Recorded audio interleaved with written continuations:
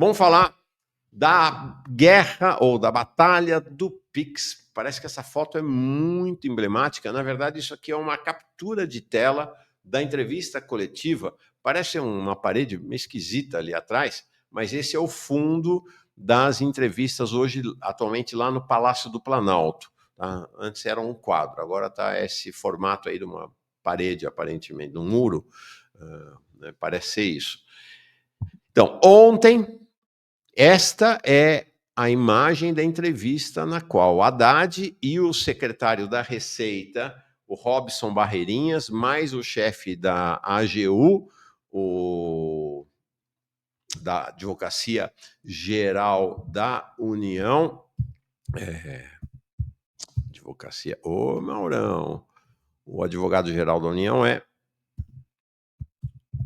como é que eu vou esquecer? O Jorge Messias, né, que a Dilma chamava de Jorge Bessias, lembram-se disso? Então, estavam os três lá, esta captura desta imagem do Haddad, me parece que era um grande símbolo de como é que terminou o governo e como terminou o Haddad hoje, né? Ontem. A imagem da derrota, né? A imagem da exasperação pela derrota do governo nesse tema do PIX.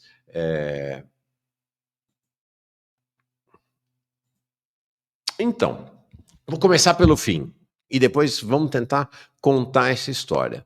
Essa aqui é uma reportagem da Folha de hoje, é a manchete da Folha de hoje, que a gente antecipou em boa medida ontem aqui, quando a gente disse: o Haddad está com dificuldade, o Haddad está muito desgastado no governo. A gente, de certa maneira, já indicou que o caminho poderia ser, como acabou se concretizando, o governo ser obrigado a voltar atrás na medida do PIX. Então, essa matéria consolida um pouco essa informação, acrescenta algumas informações a que a gente teve aqui.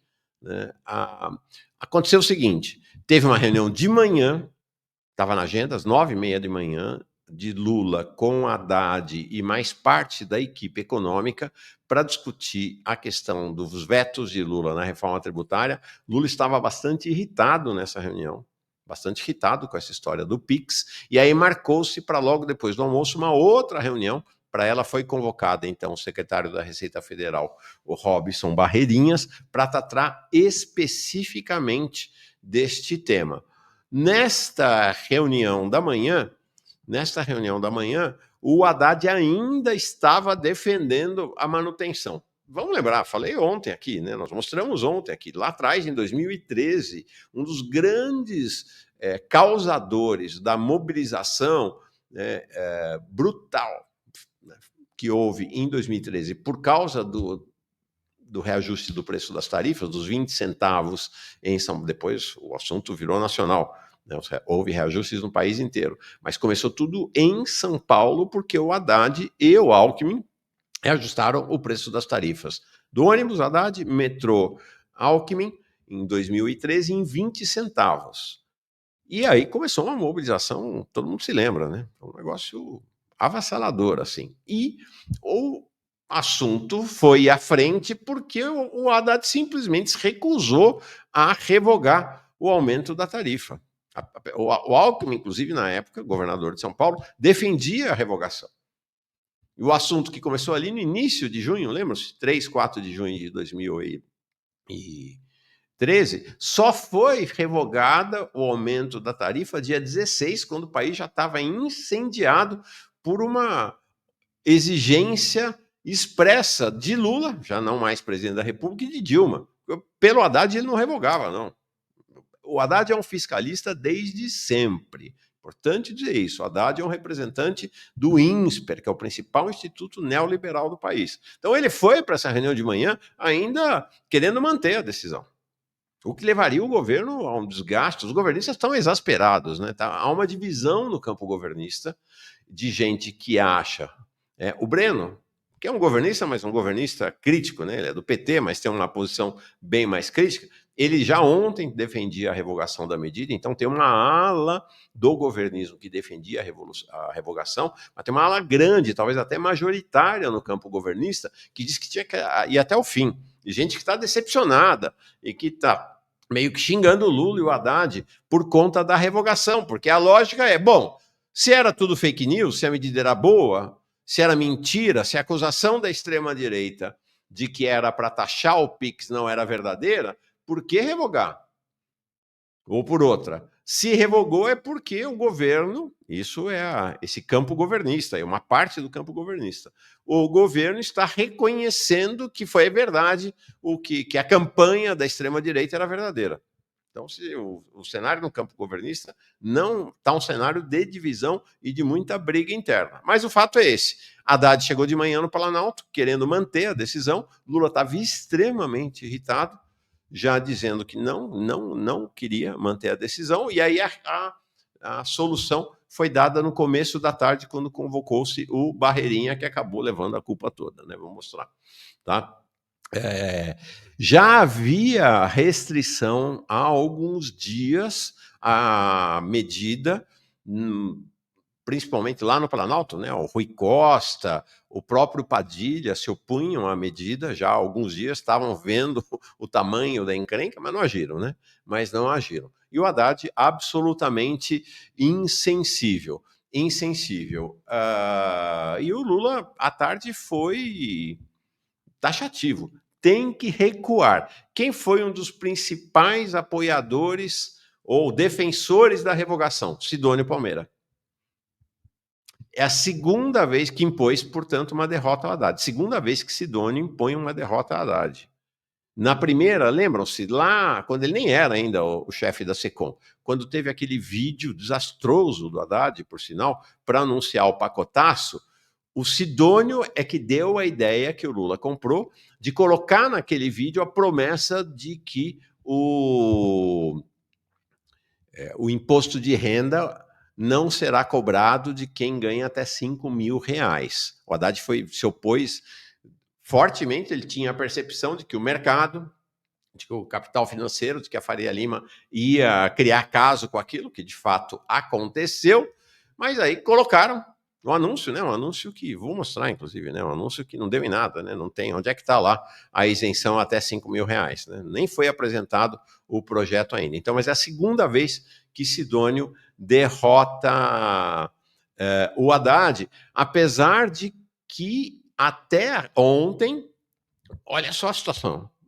do governo, gente. Olha a situação. Até ontem estava tudo pronto para o governo soltar uma enorme campanha publicitária em defesa da medida. Lembram-se, nós comentamos aqui, ainda antes da posse do Sidônio, ele já havia encomendado, num prazo de 24 horas, uma campanha publicitária que o governo ia gastar algumas dezenas de milhões, talvez até mais do que isso, numa campanha publicitária para defender a medida e desmentir a campanha de fake news da extrema-direita. Então, olha a situação de desorientação do governo federal. Né? 24 horas antes, estava tudo encaminhado para ter uma mega campanha de defesa da medida. Menos de 24 horas depois, a medida é revogada. Então, esse foi o cenário ontem, né, que acabou com esta decisão com a decisão dessa medida da Receita Federal para monitoramento das operações financeiras e que acabou sendo conhecido como monitoramento do PIX. Os grandes vitoriosos, evidentemente, foram os líderes da extrema-direita, Bolsonaro e, sobretudo, Nicolas Ferreira. Bolsonaro soltou um tweet ontem, Bolsonaro criou o PIX. É um tema para eles, né, o tempo inteiro. Lula o está implodindo. Os mais pobres pagarão essa conta. O mercado precisa de liberdade, não de controle. Então você vê que ele junta o discurso neoliberal de corte fascista com o discurso da defesa do povo, né? E aí joga o governo Lula como um agente contra o povo brasileiro. E o Nicolas a gente viu, né? Nós falamos ontem, quando a gente falou ontem aqui, estava com 168 milhões de visualizações. Agora, às 5 da manhã, quando eu peguei esses números, aquele vídeo do Nicolas, e essa é uma questão, tá? em que pese os governistas e os progressistas terem ridicularizado o Nicolas ao longo dos últimos 10 dias, ontem no Planalto havia um reconhecimento cabal de que o grande agente, quem encurralou o governo da parede foi, sobretudo, o Nicolas Ferreira. Espero que os governistas e os progressistas deixem de ridicularizar o Nicolas e o considerem como aquilo que ele de fato é, um inimigo poderoso, poderosíssimo, poderosíssimo. Ó, o Nicolas não terá idade para ser candidato a presidente da República agora em 2026. Também não terá idade, ele é muito jovem, tem 28 anos apenas. Também não tem idade para ser candidato em 2030. Pois é, também nem para senador, tanto para presidente quanto para senador, a idade mínima é 35 anos, mas ele tem idade para ser candidato a governador, que é 30 anos o piso para candidaturas a governador. Escreve e me cobra em 2026. Vai ser um passeio a vitória dele ao governo de Minas Gerais. Vai ser um passeio. 276 milhões. E aí, ontem, este vídeo de celebração da vitória sobre o governo, deste perigosíssimo líder da extrema-direita, já estava com... Ontem não, hoje, né, às 5 da manhã, deve ter passado dos 70 milhões já. Estava com 68 milhões e 800 visualizações. É um negócio realmente descomunal, né, muito impactante. E aí não adianta falar, gente, sinceramente, não adianta cultivar o auto-engano. Né? Não adianta cultivar o auto-engano. É robô, é impulsionamento. Aqui está com 75 milhões e 400 visualizações. Vou mostrar o vídeo dessa celebração, ele sapateando sobre o governo Lula. E o vídeo original, que é o que levou a toda a campanha, está com 281 milhões de visualizações. Não adianta ficar falando que é robô, que é impulsionamento. Não adianta ficar falando. Quem saiu às ruas, quem conviveu com pessoas, né, nos últimos dias, nas últimas 2 semanas, sabe que esse foi o tema. Esse foi o tema. Não, vou falar com o Maringoni aqui. Ontem à tarde ele falava, Mauro, o Maringoni é um super nadador. Ele nada lá no Corinthians, em São Paulo, todos os dias, diariamente, há muitos anos, sei lá, 40, 50 anos, ele nada. E ele falou, cheguei lá no vestiário, os faxineiros, os roupeiros, todos os funcionários do clube só falavam do Pix. Só falavam do Pix. Na padaria aqui, esses dias, qual era o tema? Pix. Alguém aqui no chat mais cedo falou, estava andando de ônibus, e alguém colocando o discurso do Nicolas no ônibus, em altíssimo volume. E ninguém reclamou. Gente, não vamos nos iludir. Né? Os progressistas e governistas querem continuar tapando o sol com a peneira. Mas esse tema, de fato, incendiou o país. Incendiou os mais pobres do país. Tomou conta do país. Né? Tomou conta do país. Então, vamos ver aqui. Para avisar que você, trabalhador brasileiro, pode voltar a usar o Pix sem a lupa do governo. O PT tentou monitorar o seu dinheiro, principalmente o do mais pobre, mas o povo se uniu na rede social e derrubamos a decisão. Apenas com um fundo preto e nenhum dinheiro público, lutamos contra todos os ataques de uma imprensa comprada e um governo que gasta milhões do seu dinheiro com marketing. Nunca subestime o poder de um vídeo, de um discurso ou de uma fala. O seu posicionamento importa e muito. Eu estou feliz por ter ajudado 220 milhões de brasileiros com um vídeo que ultrapassa 220 milhões de visualizações. Dia 15 de janeiro é um dia histórico para o Brasil. O dia que o Lula tentou parar o Brasil, mas o Brasil, por enquanto, parou o Lula. Então, não adianta querer cancelar, esconder, não ouvir, ou, nossa, a esquerda combativa, a esquerda radical, ela se coloca à frente da realidade, tal como a realidade é, né? Não adianta fazer o caminho dos progressistas e governistas, que é enterrar a cabeça na areia. Isso não leva. Nós estamos vendo ao que levou. O que a campanha de ridicularização do Nicolas, de tratar ele de chupetinha, de Nicole, de um cara absolutamente irrelevante, ao que levou, né? A campanha foi crescendo, foi crescendo, foi crescendo, enquanto eles ridicularizavam, e está aí uma derrota, talvez a maior derrota do governo Lula até o momento. Eu disse que 2023 foi um ano no qual os governistas, os progressistas, e até boa parte da esquerda, eu fui um dos que acreditei nessa ilusão de que haveria chance de uma guinada à esquerda do governo Lula. Inclusive, era uma coisa que eu brincava com o Maringoni, nós brincávamos com o Maringoni, quando essa esperança foi deixada de lado, que era assim, a cada mês sai um anúncio, o governo vai virar à esquerda. Não, o governo vai para a esquerda, o governo vai para a esquerda, e a gente viu no que deu. 5 mil está clara a intenção e o foco do governo. Olha, essa coisa foi tão avassaladora, tão brutal, que ontem o perfil do Nicolas Ferreira passou o perfil do Lula no Instagram.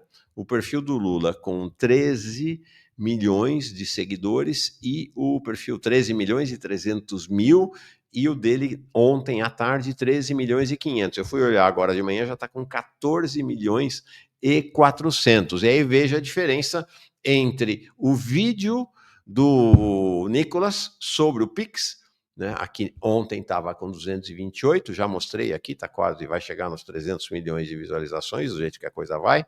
E o do Lula, aquele vídeo dele que postou no Instagram, dele fazendo o Pix para o Corinthians, né? 16 milhões. Realmente uma perda de terreno para o governo. E olha, e mais uma vez, lá no Planalto, o Sidônio, o Lula, que é macaco velho, eles sabem que não, essa conversa de que é impulsionamento, de que é dinheiro, de que são as plataformas, é um consolo que não consola. Sabe que é um negócio deste tamanho irrefreável. Né? Um negócio desse tamanho é significativo. E eles sabem, o Sidônio é de agência de publicidade, as agências de publicidade vivem de pesquisa. Eles sabem que esse assunto tomou conta do país, e, sobretudo, dos mais pobres. Eu vi vídeos realmente muito, muito impressionantes. Então, o que aconteceu? Olha aqui. O governo recua. Ontem, então, essa é a cena do anúncio do recuo e da revogação da norma da Receita Federal, tá, sobre a movimentação do Pix. Aqui, e aí é o seguinte, sobrou para o Barreirinha, sobrou, é sempre assim, né? Não foi o presidente Lula que anunciou a revogação, não foi e assumiu a responsabilidade, não foi o Haddad que anunciou a revogação e assumiu a responsabilidade, é sempre assim, sobrou para o segundo escalão. O Robinson Barreirinhas, o secretário da Receita Federal, é que assumiu a responsabilidade pela revogação, inclusive assim, cascata dele, né? Dizendo, eu revoguei. Não, ele revogou, só assinou, mas a decisão não foi dele. Vamos lá. Pessoas inescrupulosas distorceram e manipularam o ato normativo da Receita Federal, prejudicando muita gente no Brasil, milhões de pessoas, causando pânico, principalmente na população mais humilde, desacreditando injustamente um instrumento de pagamento muito importante no dia a dia das pessoas. Infelizmente, esse dano é continuado e por conta dessa continuidade do dano, dessa manipulação desse ato da Receita, eu decidi revogar esse ato num primeiro momento, e essa revogação se dá por dois motivos. Um deles é tirar isso que virou, infelizmente e tristemente, uma arma na mão desses criminosos inescrupulosos. E a segunda razão é não prejudicar o debate e a tramitação do ato que vai ser agora anunciado pelos ministros. Então, é isso, né? Caiu no colo dele a bomba, né? Eu decidi revogar, não decidiu nada, né? Quem decidiu foi o presidente Lula, e tanto ele quanto a Haddad resistiram até o último momento, né? Eu decidi revogar depois que o presidente da República mandou revogar, basicamente é essa história, mas foi ele que foi lá assumir a responsabilidade, ficar na frente do Haddad para levar os tiros. Vamos em frente. Como mostrei aqui, então, depois, nessa coletiva também, depois do anúncio da revogação, anunciaram essa medida provisória para o PIX seguro, sigiloso e sem taxa. Vejam, ontem, no final da tarde, havia um reconhecimento, inclusive um dos principais veículos da mídia progressista governista, aqui não vai nenhuma crítica, mas achei importante, estampou como manchete que o governo reconhece que o PIX sofreu um abalo na sua credibilidade no país. E aí o governo ontem soltou essa medida provisória, meio que desesperado, para tentar recuperar a credibilidade do PIX, tá? E aí, durante o dia, antes do anúncio da revogação, o Haddad, é inacreditável, realmente, é inacreditável. O Haddad foi tentando apagar o incêndio jogando gasolina. Então, de manhã, no final da manhã, ele deu entrevistas, a primeira dizendo isso, que comerciantes que estão cobrando a mais para pagamento de PIX, via PIX serão alvo de medida judicial. No meio daquela confusão, ele anunciando uma medida para perseguir a manicure, para perseguir o pipoqueiro, para perseguir as pessoas, trabalhadores, por conta do negócio assim, um desastre do ponto de vista, não é do ponto de vista comunicacional apenas, do ponto de vista de lugar na política e na economia brasileira, né? E mais outra, essa aqui também fiquei muito chocado, também antes da revogação, no meio da tarde, no começo da tarde, ele anunciou, Haddad diz que isenção do imposto de renda em 2025 deve ser para quem ganha até R$ 3.036. Deixa eu explicar. Só tem isenção para imposto de renda quem ganha até 2 salários mínimos. Atualmente, quem até 2 salários mínimos é 2.824. Com o reajuste que teve, passa a ser 3.036. Então, o que o governo está fazendo, né, imagina se não fizesse, né, é apenas reajustar, é adequar a tabela do imposto de renda ao valor dos 2 salários mínimos. Agora, no meio desse tiroteio, o Maringoni, inclusive, soltou um artigo sobre isso. Ele vai falar de reajuste. Isso aqui vai virar outra crise. De reajuste para quem ganha até 3.036. E onde está? E aí na entrevista fala: não, nós vamos apresentar um projeto da isenção até 5.000. Vamos apresentar. Por que não apresentou o projeto? Por que a entrevista ontem não foi? Que era uma das maneiras de conter a crise. Era para dizer, estamos apresentando hoje o projeto para isenção até 5.000. Qual é a mensagem que ele passa para o povo brasileiro? De que a isenção é só até 3.036, de que a história dos 5.000 não vai ser cumprida. Isso aqui é Lula na campanha, isso aqui é o site do PT durante a campanha de 2022. Com o Lula, isenção do imposto de renda para quem ganha até 5.000 finalmente sairá do papel. Nós já passamos da metade do governo Lula e não saiu do papel. Será que vai sair? Será que vai sair? Olha aqui, esse aqui é o Enio Verri. Hoje ele é presidente de Itaipu, era o líder do PT na Câmara, se eu não estou enganado, na época ele dizia, a prioridade é qualquer projeto que volte a tributar lucros e dividendos e que reduza a cobrança de imposto de renda sobre os mais pobres. Gente, onde é que está a cobrança de imposto sobre lucros e dividendos? Alguém sabe? Alguém viu? Não tem. Onde é que está a isenção do imposto de renda para quem ganha até 5.000? Alguém sabe? Alguém viu? Não tem. Essa é a questão crucial. Há um lugar que o governo está ocupando, né, que a política econômica do governo ocupa no país nesse momento. Né? Essa é uma questão crucial. Bom, então, eu recomendo muito, vou colocar no chat aqui, uma reportagem da Nexo, desse site, o Nexo, que faz bom jornalismo em geral, muito bom jornalismo mesmo, tá? Que é esta reportagem aqui. Deixa eu botar na tela. Isso aqui. Por que o caso Pix deixou o governo tão na defensiva? Estou colocando o link aqui, nesse instante, no nosso chat, se você quiser ler. Vale a pena. É uma reportagem que traz em detalhes essa história, né, como essa história do Pix acabou rolando ao longo dos tempos. E aí, a reportagem explica que, efetivamente, teve uma grande fake news. Opa, deixa eu tirar. Desculpa.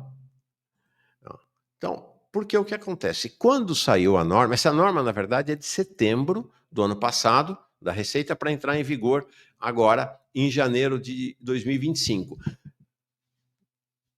Tinha taxação e tributação na norma? Não, não tinha. Mas o fato, e a reportagem mostra isso, é que ela trazia e trazia, né, agora não mais, um impacto sobre parte da população. E sobre qual parte da população? A parte da população que não era bancarizada, como se diz, que não era, não tinha conta em banco e que passou a ter depois da abertura desses bancos virtuais.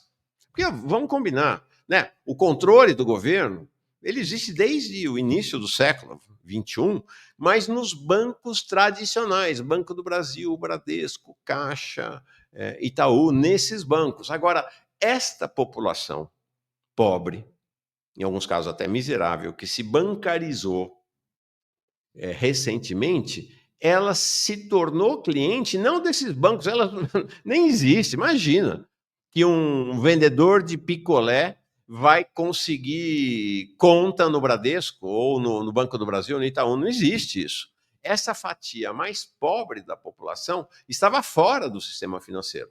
E aí, o Pix, o advento do Pix, com o advento desses bancos digitais, que não exigem comprovação de renda, né? Você sabe. Entrou na internet, em 1 minuto você está com a conta bancária. Eu comentei ontem aqui, eu já, mais de uma vez, encontrei com pessoas, moradores de rua, pedindo dinheiro, que quando eu falava que não tinha, ninguém anda com dinheiro, ou anda, agora parece que vai estar voltando a andar, né? Porque o Pix foi a forma, passou a ser a forma de transação corrente no país. O morador de rua falava, manda Pix para mim. Então é isso, você tem um processo de bancarização de milhões e milhões de pessoas que de fato estavam excluídas do sistema financeiro.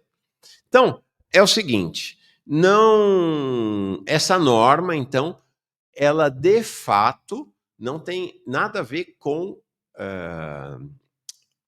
taxação direta. Não tem. Não tem. Uma norma de monitoramento, que é um monitoramento que já acontece, como eu falei, há muito tempo, nos bancões, né, nos bancos tradicionais, desde 2003.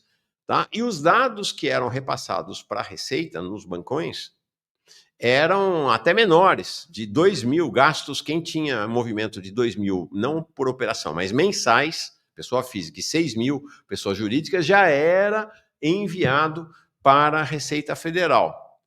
Então, agora, em 2025, a quantia passaria a ser 5.000 para pessoa física e 15.000 para pessoa jurídica, mas ampliando esse controle para os bancos digitais. Tá? Então, aí, para o Nubank, enfim, para essa. Né, hoje, acho que tem mais de uma dezena desses bancos e as tais fintechs, mais essa Mercado Pago, né, esse universo aí das maquininhas, que são o lugar por onde os pobres do país se bancarizaram. Então, a norma, inclusive, não fala especificamente de Pix, né, mas fala de qualquer movimentação financeira. Né? Então, Nubank e Interbank passariam a ter que enviar os dados do monitoramento. O que acontece? Né? O que acontece é que esses bancos, inicialmente, e ainda hoje, a imensa maioria de quem está nesses bancos são os pobres do país. Como essas informações não eram repassadas por esses bancos para a Receita Federal, começou a ter também abertura de conta de especuladores, de grandes empresas, do pessoal do tráfico, né, do crime organizado, que passaram a abrir contas nesses bancos. Ok? Então, absolutamente legítimo que o governo e a Receita Federal queira ter informações. Mas, pelo amor de Deus, praza aos céus. Por que informação de quem tem movimentação total de 5.000 reais no mês? Vocês acham que um especulador, o pessoal do crime organizado, é por aí? Por que não colocou 50 mil ou 100 mil? Tá entendendo?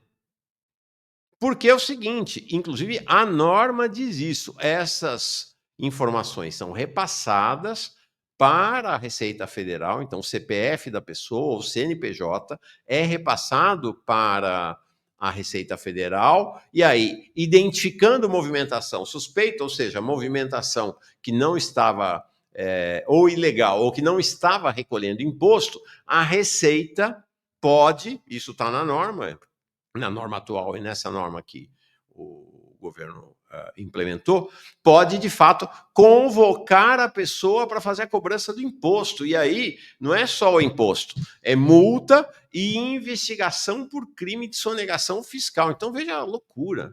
Ao colocar uma taxa, um valor de 5 mil reais, o governo estava ameaçando as manicures do Brasil com isto. O governo estava ameaçando os pedreiros, que antigamente recebiam só em dinheiro e que agora passaram a receber através do Pix. Então, são dois universos completamente distintos, mas ao fixar o valor em apenas 5 mil reais, ou 15 mil para empresas, o governo colocou na cesta todo mundo, colocou praticamente o país todo. 5 mil não é tão pouco assim, calma lá. 5 mil, calma lá. Não é 5 mil que a pessoa põe no bolso. Eu vi um exemplo aqui interessante, vou contar para vocês. Então, assim, tem lá um vendedor de picolé em jogo de futebol. Tá? Quem já foi em jogo de futebol sabe que é uma instituição brasileira, vendedor de picolé, de pipoca e de balas e doces em jogo de futebol. Então, ele vende por 10 reais o picolé. Tá? Se ele vende 4, 40 reais. Como é que vai pagar? Pix. É o que, como todo mundo paga atualmente. Então o dinheiro vai para a conta dele, só que ele não fica com 40, ele fica com 20. Porque ele está vendendo por 10, mas ele comprou por 5. Tá certo? Aí no final do mês, esse sorveteiro totalmente informal, imagina que ele tem empresa, totalmente informal, pode de fato ter recebido mais de 5 mil. Se ele for trabalhar em partidas com muito público, em clássicos e tal, né? Dos sorvetes que ele vai vendendo ao longo do mês nas arquibancadas. Aí, nesse caso, ele estaria identificado pela Receita Federal. Olha só, ele nem sabe que precisa declarar imposto de renda. Nem sabe. Aí você imagina um sorveteiro de arquibancada de jogo de futebol ser convocado pela Receita Federal. E aí vai ter que recolher imposto. É uma loucura isso. Realmente, o risco que havia sobre os mais pobres era um risco real. Era um risco real. Opa, vou encerrar aqui, que vai entrar no nosso Brenout. Mas olha, e olha que interessante, como os influenciadores, está nessa reportagem da Nexo, como o discurso de alguns desses influenciadores governistas ou progressistas foi mudando. Este aqui, né, todo mundo conhece, o Gil do Vigor, um economista, né, foi lá, ficou conhecido nacionalmente pelo BBB. Ele começou a publicar vídeos nas suas redes sociais sobre o assunto. Então, nos primeiros, ele só falava que a história era monitoramento. Como ele tem honestidade intelectual, o que ele fez? Nos últimos vídeos, ele começou a explicar que quem tivesse movimentação acima de 5 mil reais, movimentação, num mês, poderia de fato ser convocado pela Receita. Teve honestidade intelectual. E é algo que o governo federal não explicava. O governo federal, de fato, não explicou esta possibilidade de que com o monitoramento, as pessoas poderiam, não é que haveria taxação automática, mas as pessoas poderiam ser convocadas para serem taxadas. Mas é o que eu falei, prazo aos céus, pelo amor de Deus, bota 100 mil, seu objetivo é pegar sonegador pesado, você pegar grandes empresários, especuladores, por que 5 mil reais? Por que 5 mil reais? Então, esse é um cenário efetivamente preocupante. Para encerrar, né, de como o governo e os governistas aí, louve-se o Gil do Vigor, que teve a honestidade intelectual de mudar a explicação dele na medida Porque ele foi entendendo, o assunto não é simples, o assunto é complexo. Mas na prática é isso, o governo e os governistas também espalharam fake news. Essa história de que não vai ter, que é só monitoramento, garantia total de que não vai ter, que as pessoas não serão pegas pela Receita Federal, não é verdade. Não é verdade. E aí o Haddad vem, em vez de dizer, é quem movimenta até R$5.000. E aí, nós estamos botando a medida para isenção de imposto de renda para quem ganha até R$5.000. Não, o cara vai ontem de manhã e anuncia que a isenção é para quem ganha até 3.060. Como eu falei, era necessário, porque pelo menos para quem ganha até 2 salários mínimos, para continuar a isenção, precisava fazer o reajuste na tabela. Por que não fez ontem o anúncio já de que estava entrando no Congresso Nacional com o pacote? Vocês só criticam. Não, estou dando aqui uma alternativa, uma solução. Ingressasse ontem com isso. Era uma maneira de, diante da derrota, sair dessa defensiva absoluta. Os governistas se dividiram ao longo do dia, e eu encerro com isso porque vou querer depois, vamos começar falando da paz, mas quero ouvir o Breno sobre isso. Então, assim, um camarada, grande amigo, Chico Sá, trabalhamos juntos na Folha de São Paulo, hoje ele está lá no ICL. Durante o dia, veja isso aqui, foi ontem de manhã, ainda havia uma avaliação em setores progressistas / governistas, tentando minimizar o assunto, dizendo que não tinha relevância. Olha que interessante esse tweet. Aqui não tem nenhuma crítica, tá? É só constatar o movimento, que acho que é importante para a gente fazer análise. Sim, o rapaz da peruca teve 1 trilhão de visualizações, campeão mundial de lacrações, o fodão das alterosas. Mas calma, gente, a vida real desmentirá o sujeito a cada novo Pix, a cada fatura de cartão que chegará nos lares desses lares. Vai tudo para o Museu Nacional das Fake News. Pois é. Na verdade, é a portaria da Receita Federal que acabou indo para o Museu Nacional, né? E aí o Leandro Fortes, mencionaram ele aqui, inclusive debateu também somos todos amigos, né? Dizendo, esse é o mundo dos desejos, Chico. Na vida real, a narrativa dele já venceu. Tem que revogar essa normativa e começar tudo de novo. Era a posição do Breno também. Vou começar por esse tema, inclusive, com o Breno.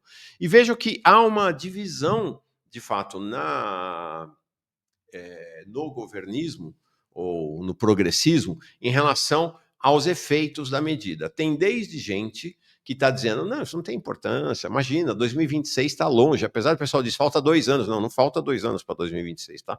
Falta para a eleição de 2026, falta 20 meses. Nesse sentido, o governo Lula já foi para além da metade, né? Tem 24 meses que já foi, e falta 20 só para a eleição. Não vai ser tema até lá, imagina. Todo mundo vai esquecer, o governo vai ter grandes vitórias e tal.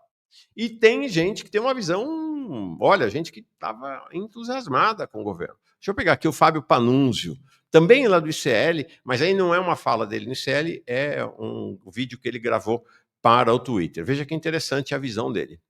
Lula acaba de perder uma queda de braço importantíssima para o campo reacionário e para os piores políticos desse país. O governo anunciou agora há pouco a revogação da portaria que criava uma nova regra de fiscalização para o PIX. Toda a campanha que aconteceu foi baseada em fake news, porque as medidas eram inócuas para o contribuinte brasileiro, mas almas penadas, por exemplo, Primo Rico, Osmar Terra, Flávio Bolsonaro, Eduardo Bolsonaro, Nicolas, esse povo todo caiu matando em cima dessa história, construíram uma narrativa absolutamente falsa, fizeram uma campanha de fake news e ao final de aproximadamente uma semana o governo piscou. Olha, é uma pena.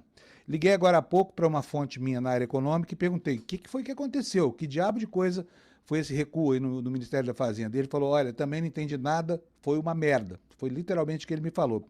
Sabe qual é a impressão que fica? Que o ministro Haddad, que é um dos melhores quadros desse governo aqui, está sofrendo uma campanha de inviabilização dentro do próprio governo, fogo amigo.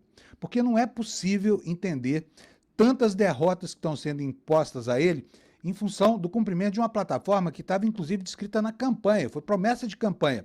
Preciso lembrar aqui que no final do ano passado, o governo foi obrigado a enterrar a ideia que ele mesmo propôs para os brasileiros na campanha de isentar o imposto de renda até R$5.000. E agora vem esse recuo aí, que eu considerei uma atitude muito covarde do governo, né, para coroar e para marcar para sempre o ministro Haddad como se fosse mesmo o homem das taxas, o homem que quer tributar tudo, etc, etc. É uma pena, porque perdemos essa batalha, nós do campo progressista, que torcíamos tanto, né, pela convalidação dessa proposta, pela manutenção dessa proposta. Perdemos isso e perdemos também aquela pessoa que poderia representar o campo progressista na eleição de 2026.